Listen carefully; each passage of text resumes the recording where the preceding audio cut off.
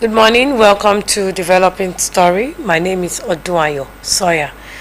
The disbursement of gratuity areas to 2016 and 2017 retirees in the Ondo State Civil Service is a deliberate and well thought out policy to ensure that all retirees receive their benefits in a fair and transparent manner. Governor Lucky Aiyedatiwa said this while flagging off the bulk payment of 2.369 billion naira gratuity arrears, noting that the event marked another major fulfillment of his dedication to clearing the backlog of pension and gratuity arrears inherited by his administration. The governor said the disbursement was not a coincidence, but a product of consistent planning, coming barely a week after his government paid over 1.4 billion naira to local government and primary school retirees of the 2014 set. Government House correspondent Wahab Bankole has details of the event.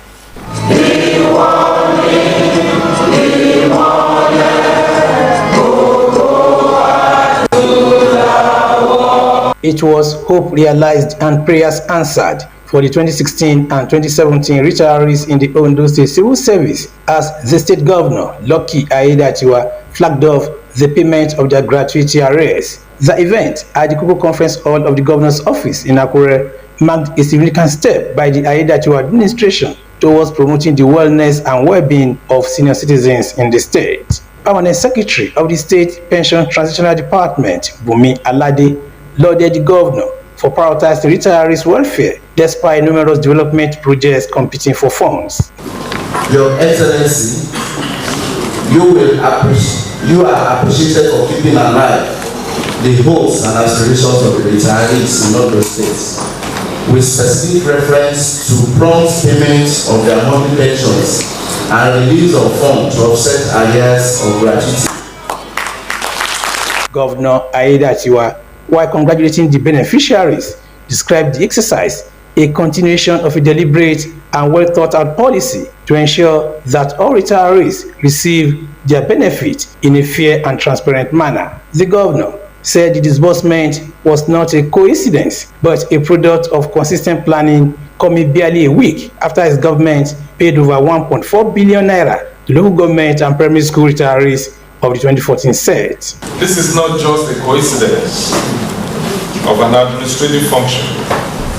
It is a combination of carefully thought out policy which underscores our sincerity of purpose and an affirmation of our government's unwavering resolve to honor the selfless men and women who gave their years, strength, and intellect in service of the development and progress of Ondo State. To us, as a government, retirement is not an end, but a dignified transition. A well-earned season of rest, reward, and respect.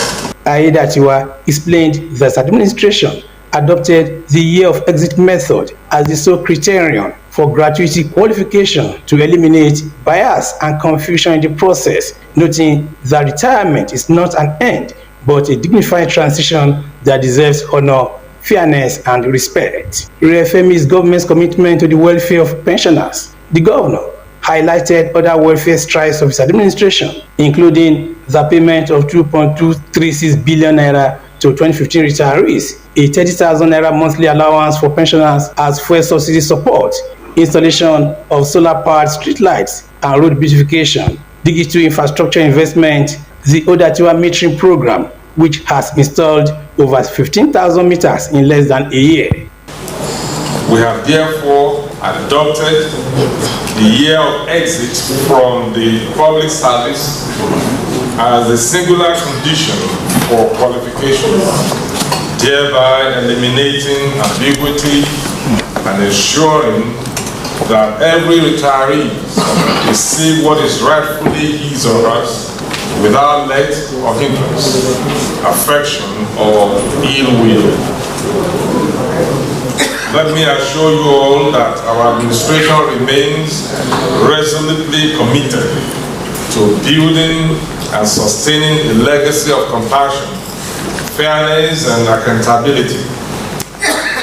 We wish to reiterate our commitment to clear all backlog of gratuity obligations as we proceed in this administration.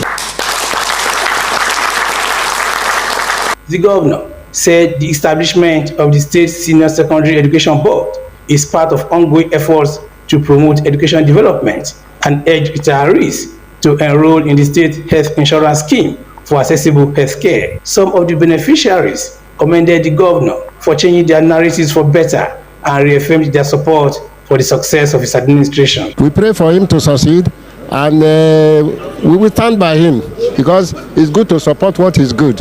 I'm so grateful for Mr. Governor and those that have planned it, and they made it possible, and God has given them the strength and the power to do it. I just pray for him that his tenure will continue to be testimonies.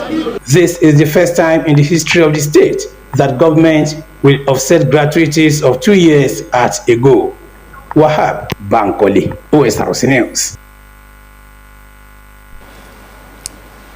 The Secretary to the Government of the Federation, George Akume, has urged Chief Executive Officers, CEOs of federal government agencies to uphold the highest standards of accountability, transparency, and integrity in the performance of their duties.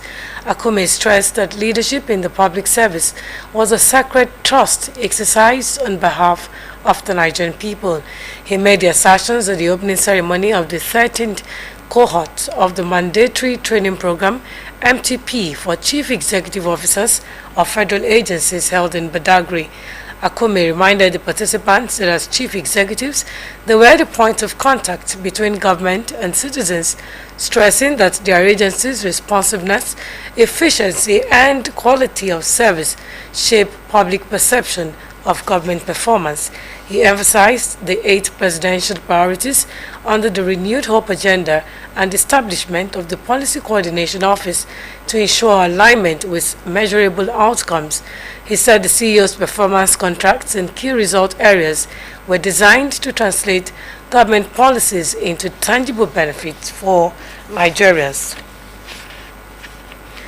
The Nigerian Labour Congress, NLC, has issued a 4-week ultimatum to the federal government to meet the demands of the Academic Staff Union of Universities, ASU, or risk a nationwide shutdown. NLC President Joe Ajero made this known in Abuja after a meeting with leaders of tertiary institutions-based unions. He noted that the 4-week window is to enable the government to resolve all pending matters, including the implementation of the 2009 agreement reached with ASU and other related demands.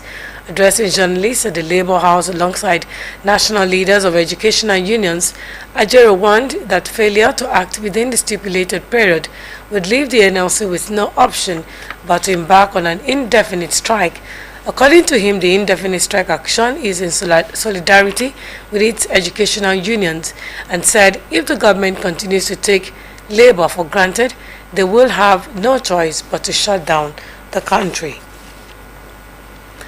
And the federal government is targeting the creation of at least 20,000 jobs annually through the launch of the second phase of the Nigeria Jubilee Fellows Program, NJFP, aimed at connecting high-potential graduates with real-world experience, real-world work experience, training, and mentorship.